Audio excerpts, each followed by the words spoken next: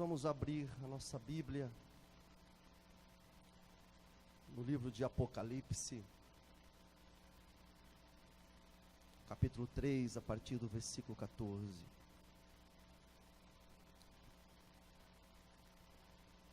A palavra de Deus, quando ela é pregada, quando ela é ministrada, é uma palavra que conforta o coração do aflito. A palavra de Deus conforta o coração do aflito. Mas a mensagem da palavra de Deus também aflige aquele que está acomodado. Incomoda o sossegado. Então a minha oração nessa noite é que o Senhor, o nosso Deus, através da mensagem, possa confortar, amparar, consolar todos aqueles que estão aflitos aqui no nosso meio. Mas que o Senhor também possa desafiar a sua igreja nessa noite. Não apenas até o próximo domingo, mas até a volta gloriosa de Jesus. Que o Senhor possa nos fortalecer. Apocalipse capítulo 3, do versículo 14 ao 22. Vou pedir para que você fique em pé em reverência à palavra do Senhor nessa hora.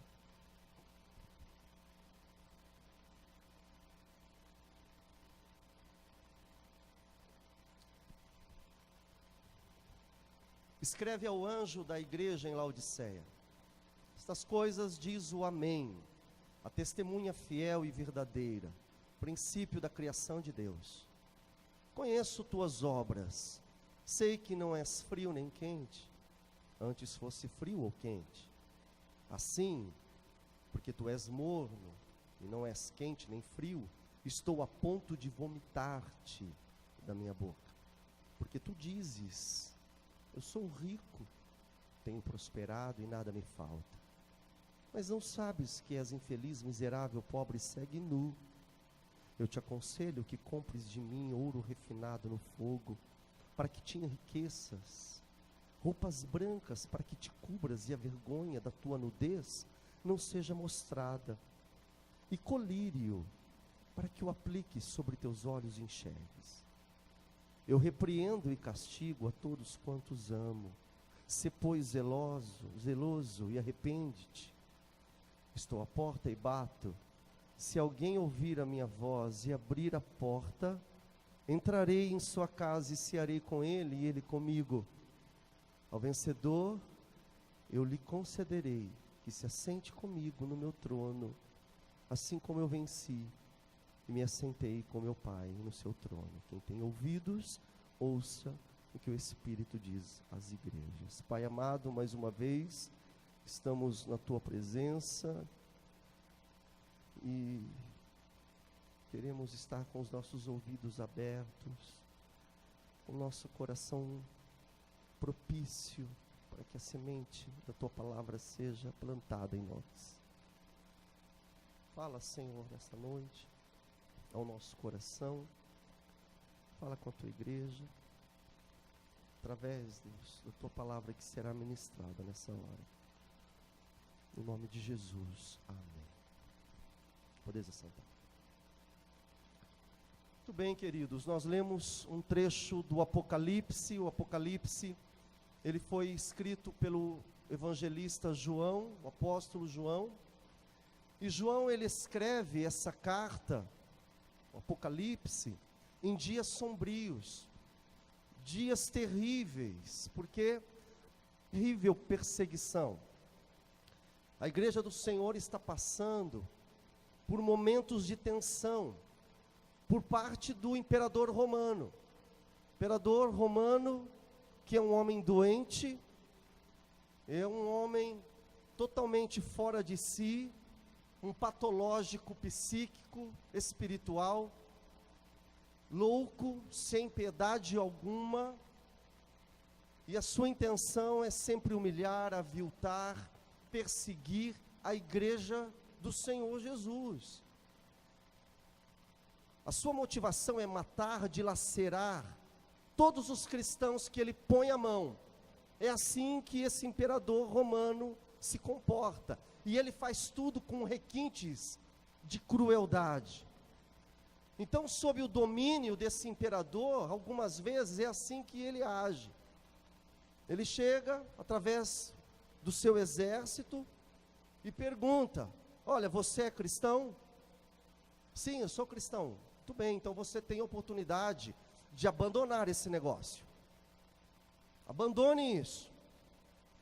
Ah, você não quer negar a Jesus? Não, não quero. Ah, muito bem. Guardas, atravesse uma lança na vertical, ponha fogo e finque no meu jardim, para acender o meu jardim. Era assim, muitas vezes, que cristãos eram mortos nesse período que João escreve essa carta aqui do Apocalipse. É um terror. Portanto, João ele está escrevendo numa época em que a igreja gratuitamente ela é perseguida de forma cruel e sombria pelo simples fato de crer em Jesus Cristo. A igreja vive dias de morte, de medo terrível. Historiadores vão dizer, irmãos, faltaram madeira para fazer tanta cruz, a fim de crucificar os cristãos, na década de 60, do século I. Faltou madeira. Lá em Roma, tem o Coliseu Romano, hoje tem aquela casca lá. Diz a história, que quando o Coliseu Romano foi inaugurado, isso aconteceu no ano 70. Ano 70, que foi o mesmo ano que o imperador romano entrou em Jerusalém e destruiu Jerusalém, perseguindo judeus e cristãos. Mas naquele ano 70, na inauguração do Coliseu, foram 100 dias. 100 dias de festas, celebrações, orgias. E os cristãos eram colocados como entretenimento naquele Coliseu, servindo de refeição às bestas feras. Dias terríveis esse que João escreve o Apocalipse. Esse João que escreve o Apocalipse, filho de Zebedeu, irmão de Tiago, o último apóstolo do Senhor que está vivo.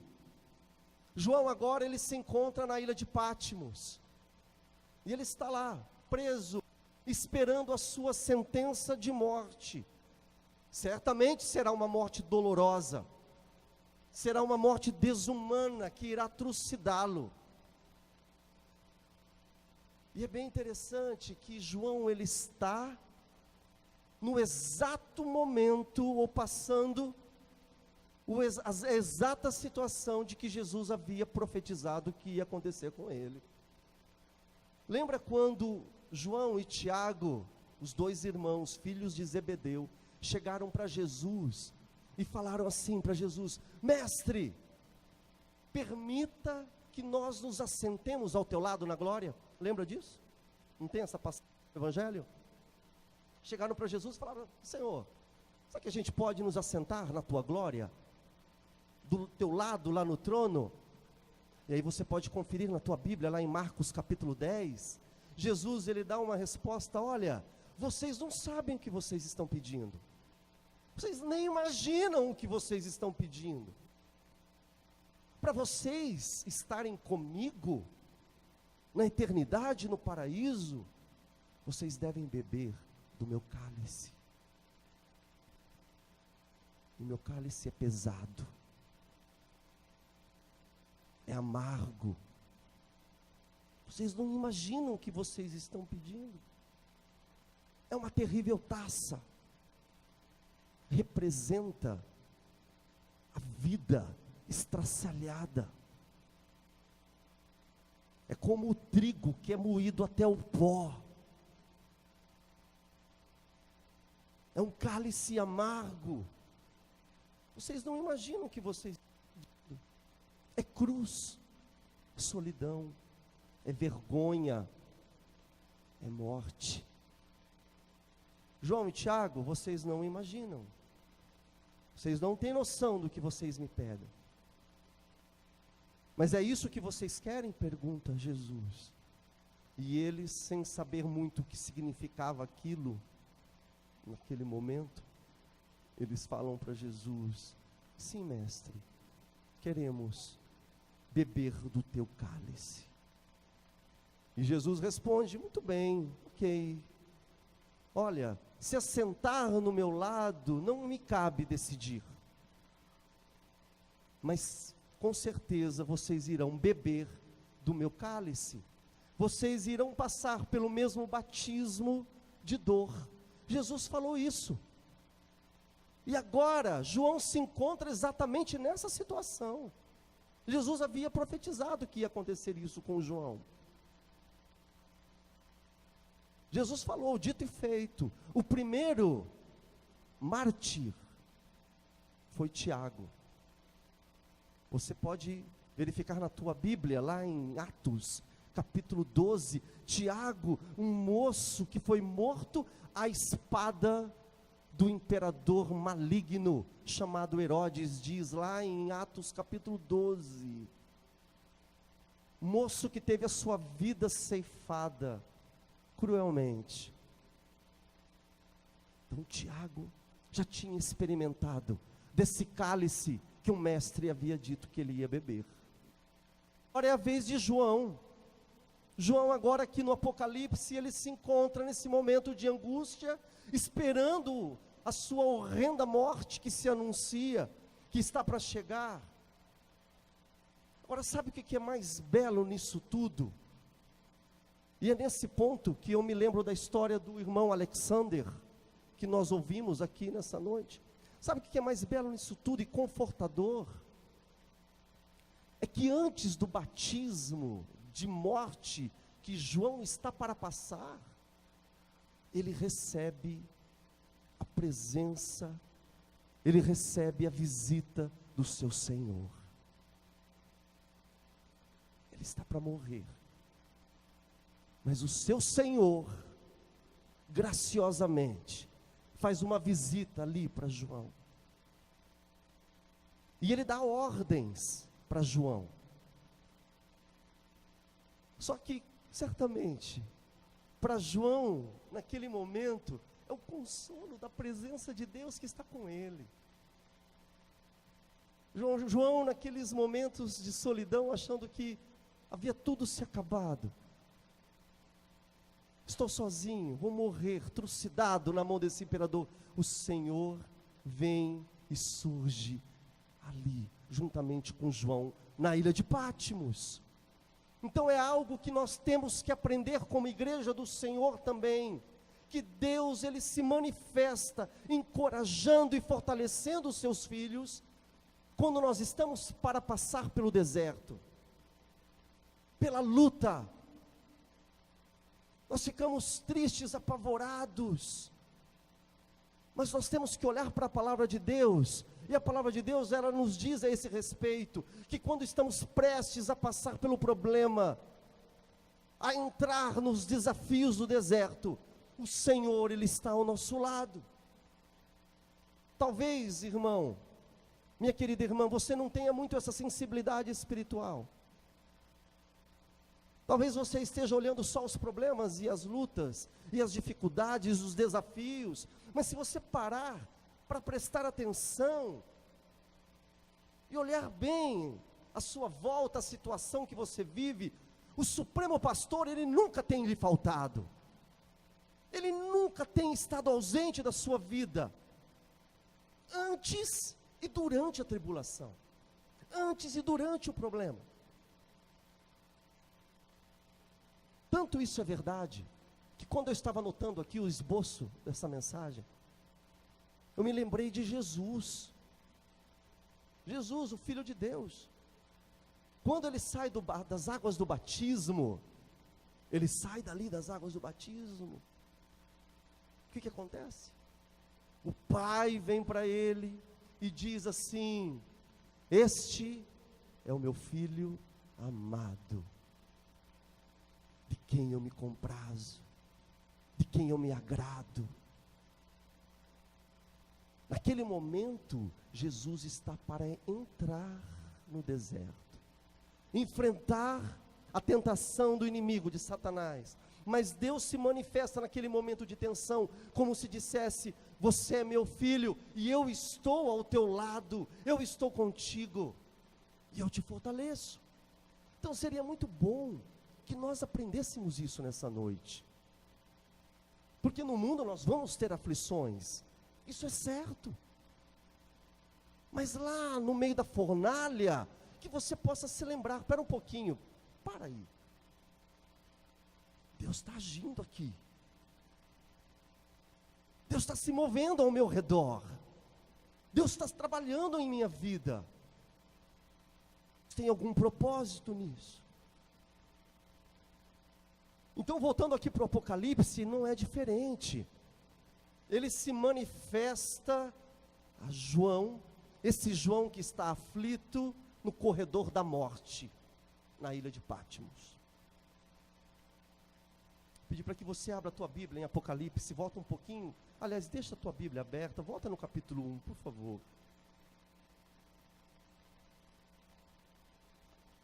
A partir do versículo 10,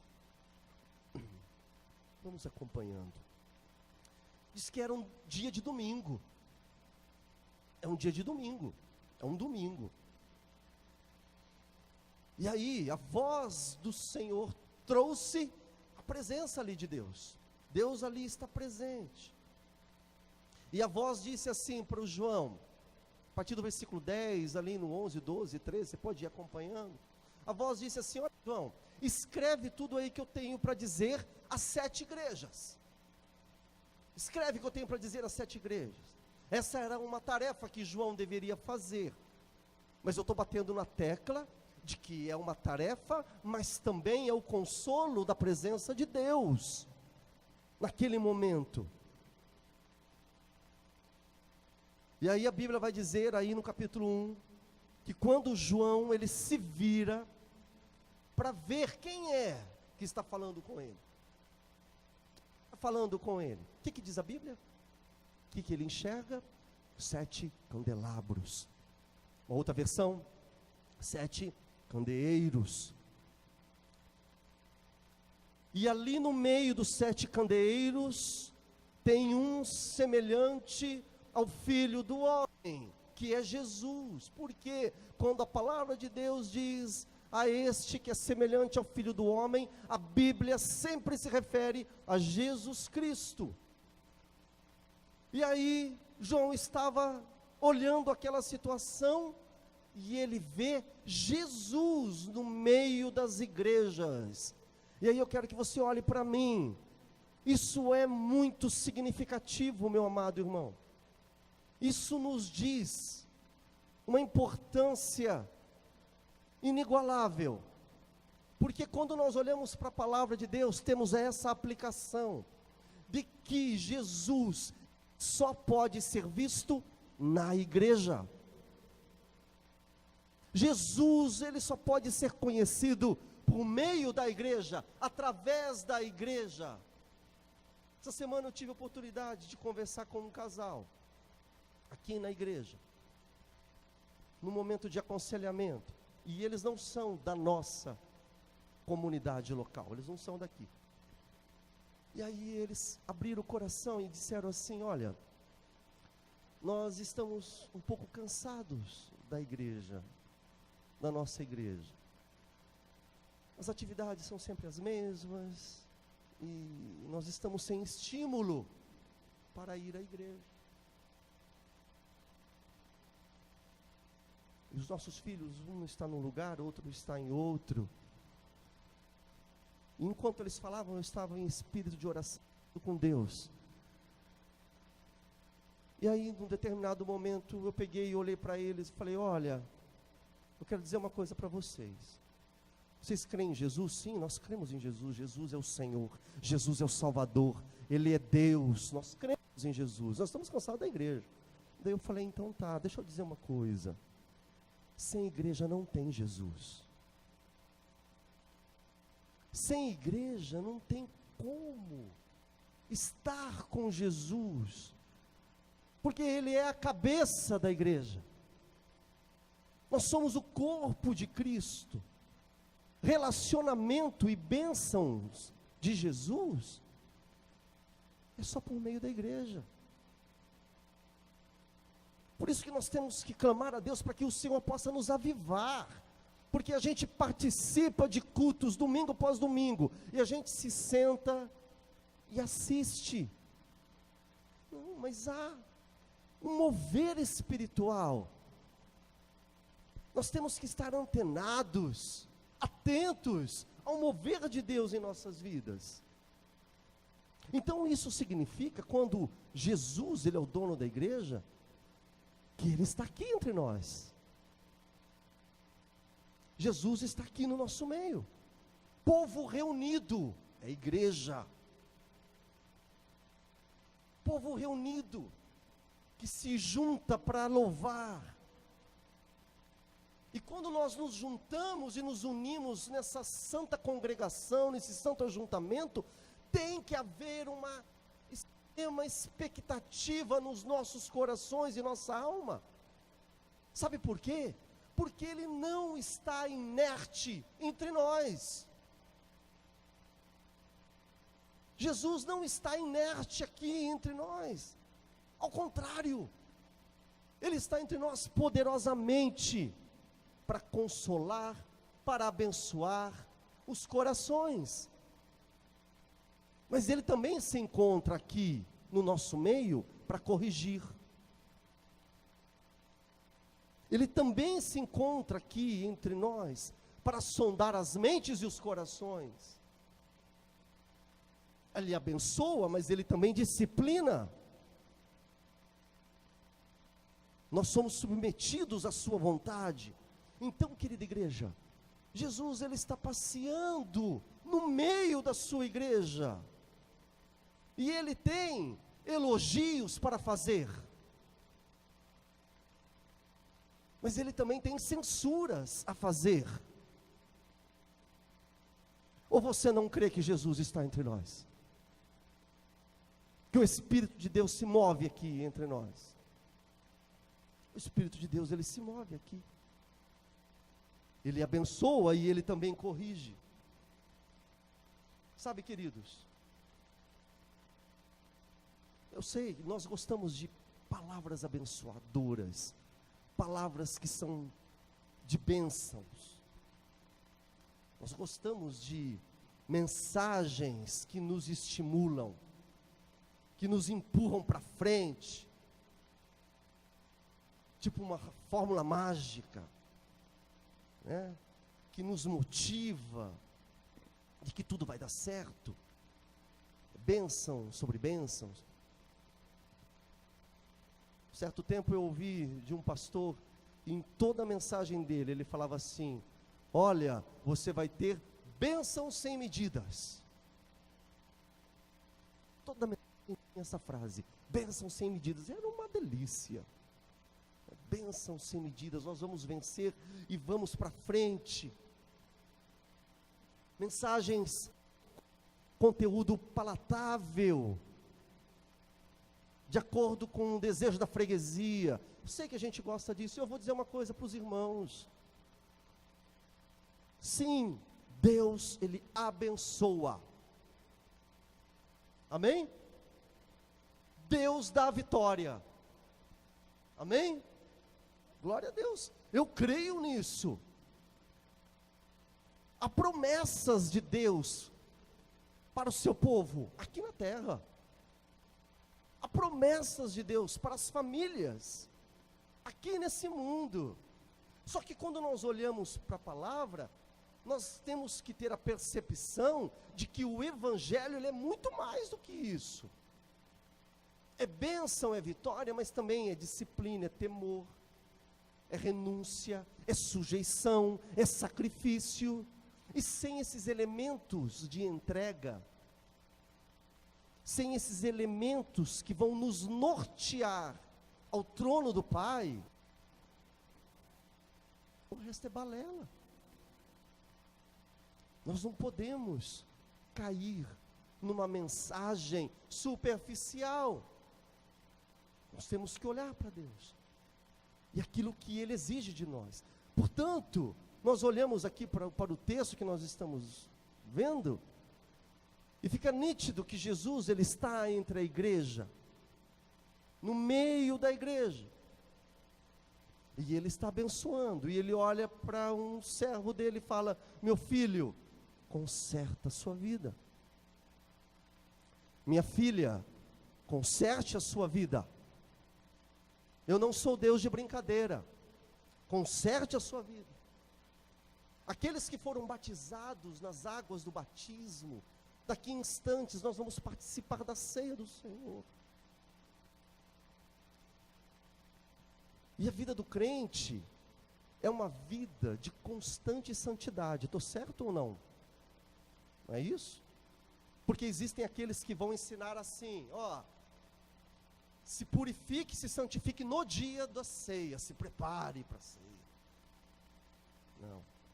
A vida do cristão, ela é constante, não é só no dia da ceia. Mas, com certeza, a ceia é um momento de nós renovarmos a nossa aliança com Deus. A ceia é um momento propício para você, meu irmão e minha irmã, renovar os seus votos com o Senhor. Nós vamos participar da ceia. Então é muito importante que nós possamos parar, refletir, analisar sobre a nossa vida e dizer: Espírito de Deus, sonda agora o meu interior, para que eu tenha uma vida em conformidade ao teu querer, à tua vontade. O dono da igreja, ele está passando aqui entre nós. E ele olha para cada um de nós e ele fala assim: eu conheço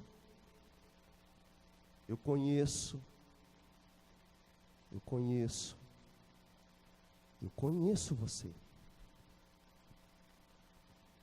Tente ter essa percepção. Jesus está do teu lado. Eu conheço. Eu te conheço. Eu conheço as tuas obras. Eu conheço o teu amor por mim. O Senhor conhece as nossas vidas. Ele conhece tudo que nós fazemos. Eu conheço o amor, a fidelidade que você tem destinado para mim. Mas Ele também diz para outros: olha, eu conheço coisas que você tem feito e que o teu pai não sabe que você faz. Eu conheço coisas que você faz e que tua mãe nem imagina. Eu sei de coisas que você tem feito e a tua esposa não sabe. Ou ações que você tem tomado e que o teu marido não tem conhecimento. Eu te conheço. O Espírito de Deus trabalha aqui entre nós. Ele nos conhece. E Ele diz: eu sei tudo ao teu respeito. Eu te conheço muito bem. Por isso, coloque a tua vida na minha presença. É assim que nós temos que agir. Ele conhece a verdade do nosso íntimo. E o Espírito de Deus não se ilude pela aparência de ninguém. Não se ilude pela máscara de ninguém. E nós devemos toda a honra e toda a glória a Ele. Aleluia! Ao Senhor. Ele conhece o pecado escondido. Mas Ele também conhece a tua dor, conhece a tua tribulação, conhece o teu sofrimento, a tua fraqueza, a tua tristeza, a tua vergonha, o teu medo, aonde está doendo. Ele conhece isso. Esse é o Deus que nós servimos, e Ele está ao nosso lado. Vamos, para a gente terminar, voltar aqui em Apocalipse. Então, Deus, Ele dá uma ordem para João: manda o meu recado para as igrejas. Olha só, 2:9, vamos ver só algumas características desse envio do Senhor. para a igreja de Esmirna. Me chamou muita atenção, olha só, ele diz: eu conheço a sua pobreza aqui na terra, mas eu sei que você é rica nos céus. E lá no finalzinho, ele vai dizer: seja fiel, ser fiel, e eu te darei a coroa da vida eterna. Igreja Batista do Estoril, nós podemos ter toda a fortuna do mundo, podemos ser uma igreja rica, mas o que importa mesmo é ser rico para Deus. É isso que importa. Eu não estou dizendo, por favor, que as riquezas desse mundo se opõem ao reino de Deus, não é isso que nós estamos dizendo. Mas nós estamos dizendo que as riquezas que papai nos dá, elas têm que estar submetidas à vontade de Deus. Têm que estar sujeitas, administradas, em sujeição a Deus. Porque o nosso prazer e a nossa segurança não são as riquezas desse mundo, ou são? Não podem ser, mas sim tem que ser Deus. É em Deus que está a nossa segurança, que está a nossa alegria. Portanto, nós podemos entender que o Senhor, Ele nos prova quando Ele nos abençoa. Quando Ele nos abençoa, Ele nos testa. Aonde que está a segurança desse meu céu? As coisas que Deus nos dá não pode nos atrapalhar no relacionamento com Ele. Infelizmente atrapalha, mas não pode nos atrapalhar. Não pode ser prioridades. Lembra do texto que nós lemos no começo? Apocalipse, qual foi o capítulo que nós lemos? Lembra? O 3, né? Apocalipse 3. Lá em Apocalipse 3 nós estávamos lendo sobre a igreja de Laodiceia. E essa igreja de Laodiceia, os historiadores vão dizer que talvez seja a igreja, ou fosse, melhor dizendo, a igreja mais rica lá da Ásia. Abastada de bens materiais, suprida, próspera. Mas Jesus olha lá e reprova tudo. Jesus olha e fala assim: olha, você é rica, mas você é infeliz, miserável, pobre, cega e nu. Não adianta nada essa tua riqueza, não adianta nada essa pompa desse mundo, porque as coisas desse mundo, para Deus, é lixo, quando são colocadas acima dele. Para Deus o que importa, quando Ele trata com a igreja, é a fidelidade que nós temos com Ele, é o zelo pela sã doutrina. A igreja do Senhor é assim que tem que viver. Laodiceia era rica, mas pobre para Deus.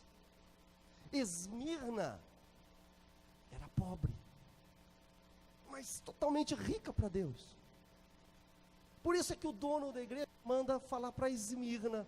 Se você olhar lá no finalzinho do recado que Deus manda para Esmirna, ele fala: olha, você irá sofrer perseguições, mas fique firme até a morte, eu te darei a coroa da vida eterna. Esse é o recado para Esmirna. Você está no caminho certo, você vai estar comigo na eternidade, você vai estar comigo. Capítulo 2, você vai ver na tua Bíblia, irmão, o recado que Deus manda para a igreja de Éfeso. Ele diz assim: eu conheço vocês, conheço a sua perseverança, mas abandonaste o quê? O primeiro amor. Vocês abandonaram o primeiro amor. Levanta-te aonde caíste, arrependa-te e volta ao princípio. É o recado que Deus manda para a igreja de Éfeso. O Senhor está alertando: eu conheço tudo sobre você, conheço a sua verdade. Se você olhar o texto ali para Éfeso, ele está dizendo isso: olha, conheço a sua doutrina, vocês são doutrinários, vocês são ortodoxos, vocês têm fidelidade, só que a vida espiritual está árida.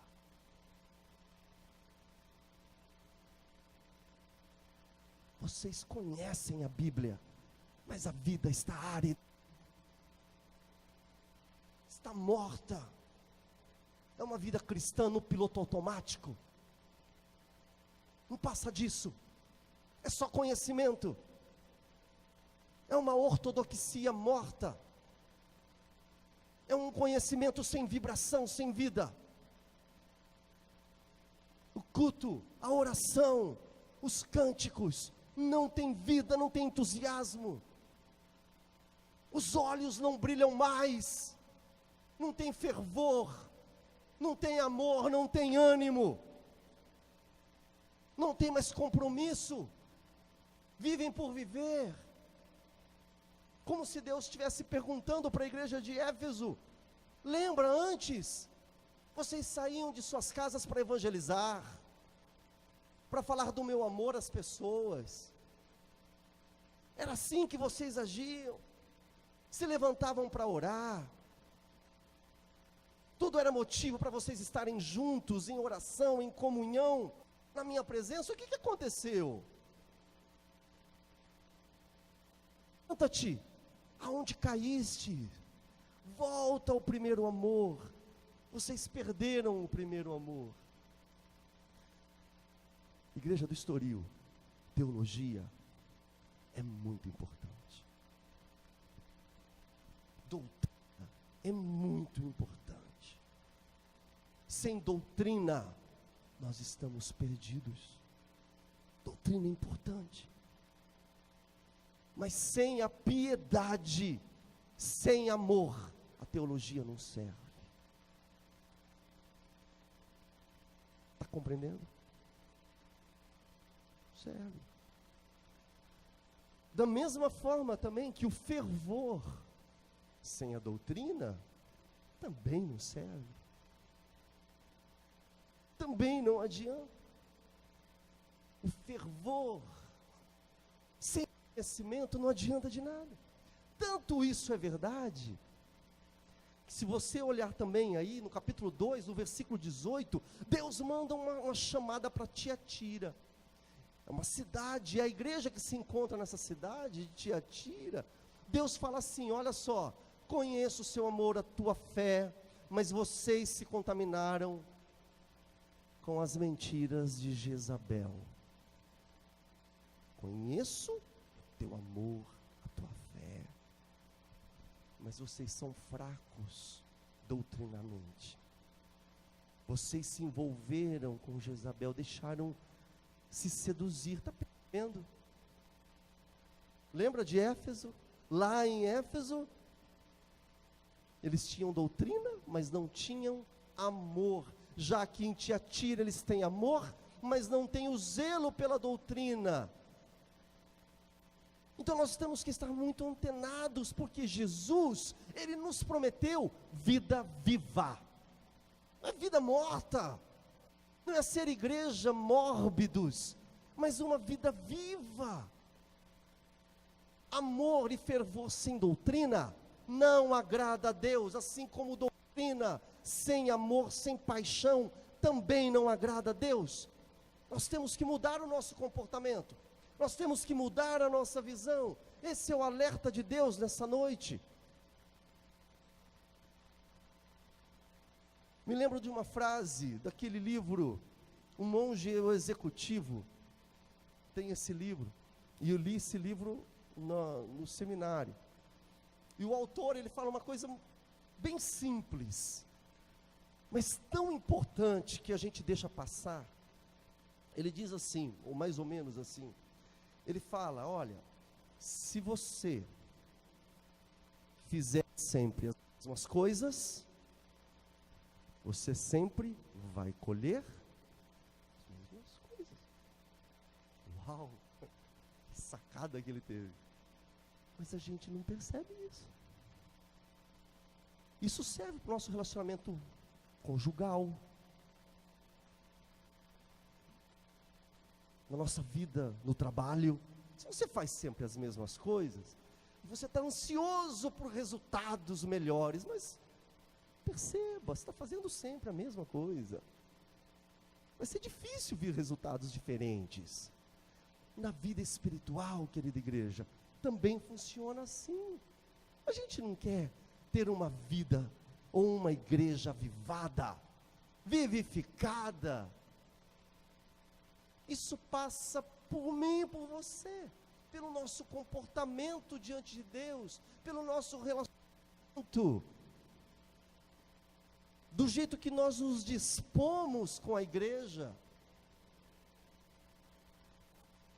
Quando nós olhamos exclusivamente para Deus e não para os outros, é assim. E eu digo isso porque é interessante, numa mesma igreja, no mesmo ambiente, onde se tem a mesma mensagem, canta-se os mesmos hinos, nesse mesmo lugar você encontra pessoas ou irmãos santos, com uma vida de santidade, e outros que estão capengando na fé. Mesma igreja. A culpa é de quem? É da Bíblia? É do pastor? É do ministério? É do líder? A gente tem a tendência de botar a culpa nos outros. No mesmo lugar você tem gente comprometida, que ama a Deus, fiéis ao Senhor, e nesse mesmo ambiente você vê gente que não evolui, que não cresce. Terminando, capítulo 3, Deus manda um recado para a igreja de Sardes, e a igreja de Sardes, ela tem uma fama de ser avivada. Olha que coisa interessante, ela tem uma fama de ser avivada. Mas Deus fala assim: você está morta. É só fama, você está morta, não vale nada, né? Puxa, como ele é avivado, como ele é espiritual, aquela fama toda, mas não adianta nada. O que os outros dizem? Nós queremos saber o que Jesus diz a seu respeito. O que Jesus diz a respeito da Igreja Batista do Estoril? O que diz o Senhor dessa igreja a seu respeito? Está percebendo, queridos? Uma igreja é rica, e Jesus fala que ela é o quê? Pobre.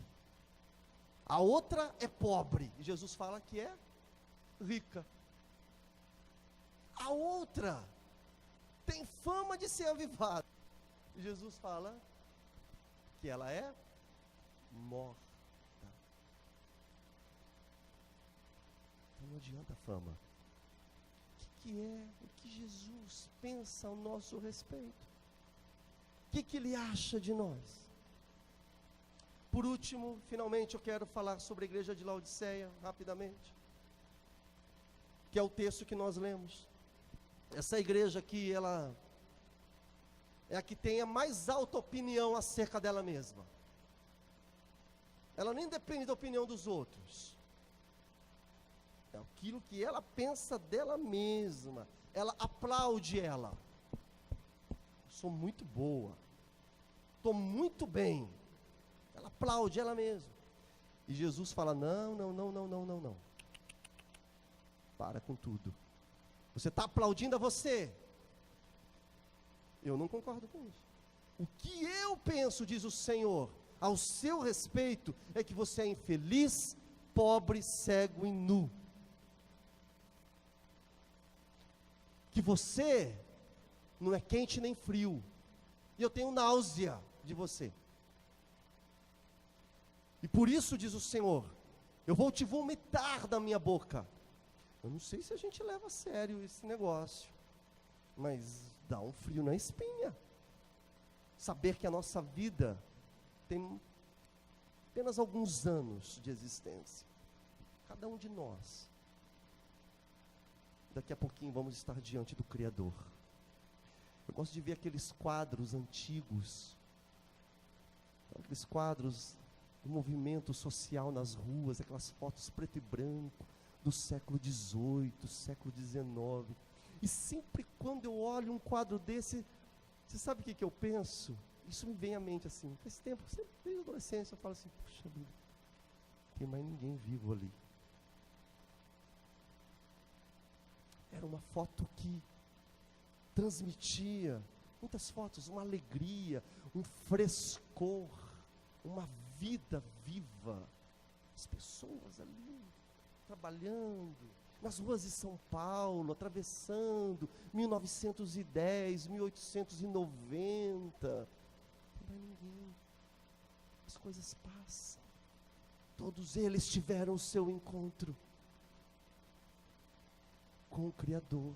E assim será com cada um de nós. Não é frio nem quente, eu tenho náuseas de você. Você sabe o que causava náusea em Deus sobre essa igreja? Era a apatia. Uma igreja apática, uma igreja sem vibração, uma igreja sem amor, uma igreja que dispensava o conhecimento da palavra de Deus, da doutrina do Evangelho. Era assim. Eu quero crer piamente que aqui entre nós existem pessoas, gente fervorosa que ama o Senhor. Eu quero crer que aqui entre nós existem pessoas que amam o conhecimento, a doutrina, a teologia, a ortodoxia, a profundidade da palavra de Deus. Eu quero crer nisso. E que Deus tenha liberdade no nosso meio, porque se não for assim, o Senhor vai nos vomitar da sua boca. É o que diz a palavra de Deus. Deus tem náusea. Quando nós olhamos para a igreja do século 21, dos nossos tempos, falta temor, falta amor, falta fervor espiritual, falta compromisso. As pessoas não têm sede de Deus, falta quebrantamento, falta santidade, arrependimento, choro pelo pecado. As pessoas não se importam mais, falta santificação. Esse é o retrato da igreja dos nossos dias. É uma secularização demoníaca que tem invadido as nossas igrejas. Crentes sem ética, crentes que mentem, que enganam os outros aí fora, que traem. A maldade não é vista apenas lá fora, a maldade tem sido vista dentro da própria igreja do Senhor Jesus. Não podemos brincar de igreja. As pessoas estão brincando com a igreja. Por isso é que Jesus falou que o amor de muitos, o que aconteceria nos últimos dias? Não é o amor pelo namorado, é o amor pelo Criador do amor. Amor por Deus. É onde nós estamos vivendo. Esses dias eu li um pastor preocupado com festas de casamento de crentes. E ele estava revoltado. Em rápidas palavras dizia o seguinte: casal de crente vem ao altar procurando a bênção de Deus, procurando ser abençoados por Deus, invocam a bênção de Deus, e daqui em instantes estão bêbados, numa pista de dança, dançando músicas ante Deus. Aonde está a piedade e a santidade da igreja atual? Isso é sério, irmãos. Lembra que o apóstolo Paulo diz: não amoldeis, não tomeis forma as coisas desse sistema. A palavra de Deus para nós. As pessoas estão brincando com Deus, estão brincando com a igreja. O mundo se tornou coisa normal. Quando a gente olha para a Europa, é assustador. A Europa precisou apenas de uma geração para se perderem de Jesus Cristo. Até a década de 50, países como a Holanda, Países Baixos, países britânicos, os nórdicos, eram países cristãos. reformadores. Rapidamente o secularismo entrou. Em uma geração, os templos são vendidos, a igreja local está falida. Em apenas uma geração. E nós temos que nos preocupar com o Brasil. Termino a mensagem. Quero que você acompanhe aí no capítulo 3, voltando, versículo 18. Jesus, ele mostra a solução. Para essa igreja que está minando, ele dá a solução. Ele fala assim: aconselho que compres de mim ouro purificado, refinado no fogo, para que voltes a ser rico no céu, e assim obtenha roupas brancas, no sentido de estar puros, para cobrir a sua nudez, para cobrir a sua vergonha. E ainda Jesus, ele fala lá no finalzinho: olha, compre colírio, para vocês enxergarem, que vocês não estejam mais cegos. Versículo 19 do capítulo 3, o Senhor vai dizendo coisas tipo: arrependa-te, arrependa-te, porque o Senhor, ele ama a igreja, queridos. Ele quer cuidar da sua igreja. Ele não morreu na cruz em vão, para que a igreja tenha uma conduta apática. Não. Certamente o Senhor é aquele que lhe repreende aquele a quem ele ama. Muitas lutas e provas que nós passamos é para nos dar um chacoalhão. É manifestação da graça de Deus. A vida está muito reta, sem cor, muito tranquila. O Senhor vem e mexe conosco, para que a gente tenha uma vida de dependência a Ele. Versículo 20. Jesus está falando: olha, abra a porta do teu coração. É o que Ele fala para nós aqui. Abra a porta do teu coração. Abra a tua mente. Eu estou aí batendo na porta do teu coração e eu quero entrar. Quero cear contigo, quero comer juntamente contigo. Ouça o que eu estou dizendo. O Senhor é aquele que corrige disciplina. É muito confortador que no versículo 20 ele diz assim: abra o teu coração, porque eu quero ceiar contigo. E quem senta-se para ceiar com ele agora, publicamente, agora, hoje, versículo 21, olha aí na tua Bíblia, vai se assentar com ele na glória. Só se assenta com Deus na eternidade quem se assentar com ele agora, publicamente. Essa é a voz do Senhor. Esse é o chamado dele. Que o Senhor nos desperte. Eu falei da Europa, eu falei: cadê as igrejas onde houve tantos avivamentos maravilhosos? Cadê Genebra? Genebra foi a Jerusalém do século XVI. Cadê Genebra? Cadê essas igrejas?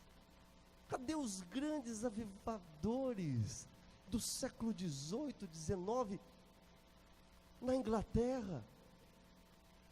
Onde que estão?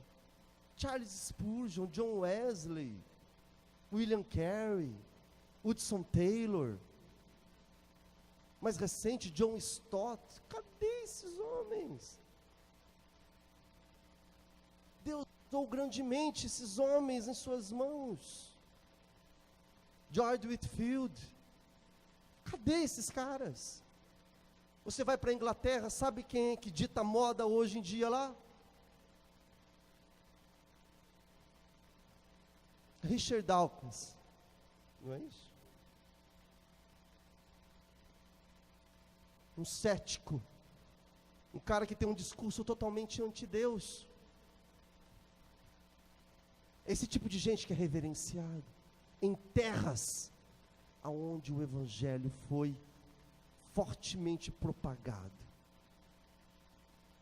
Então eu termino para você fazer uma reflexão. Aonde é que estará a tua geração?